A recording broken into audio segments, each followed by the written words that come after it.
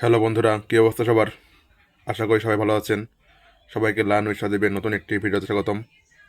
আজকে আপনাদের জানাবো যে বিখ্যাত কবি সাহিত্যিকদের ছদ্মনাম, এগুলো আপনার চাকরি পরীক্ষা কিংবা আপনার ভর্তি পরীক্ষায় অনেক কাজে লাগে। চলুন শুরু করা যাক। আর হ্যাঁ, আমাদের চ্যানেলে যদি আপনি নতুন হন তাহলে আমাদের চ্যানেলটি অবশ্যই সাবস্ক্রাইব করে পাশে থাকবেন। চলুন শুরু করা যাক। প্রথমেই শুরু করা যাক আপনার রবীন্দ্রনাথ ঠাকুরকে নিয়ে। রবীন্দ্রনাথ ঠাকুরের ছদ্মনাম ছিল ভানুসিংহ।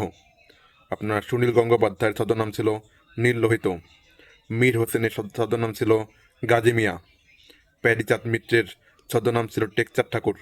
কালীপ্রসন্ন সিংহ এর ছদ্মনাম ছিল হুতম পেঁচা। অনন্ত চৌধুরী এর ছদ্মনাম ছিল বরু চণ্ডীদাস। বলাইচাঁদ মুখোপাধ্যায়ের ছদ্মনাম ছিল বনফুল।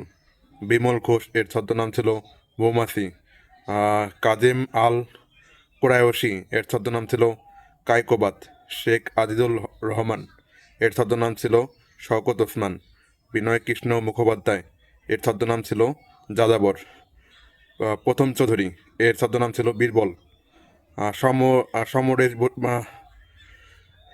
প্রথম বলে ফেলেছি। প্রমোদ চৌধুরী এর ছদ্মনাম ছিল বীরবল।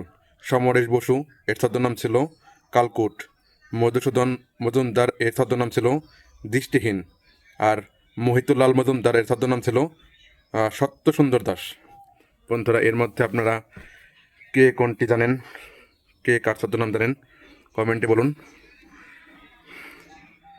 আর এরকম ভিডিও পেতে আমাদের চ্যানেলটি সাবস্ক্রাইব করে রাখবেন। ধন্যবাদ। দেখা হবে পরে কোনো ভিডিওতে নতুন কোনো টপিকস নিয়ে। সে পর্যন্ত ভালো থাকবেন। দেখা হবে। Good bye.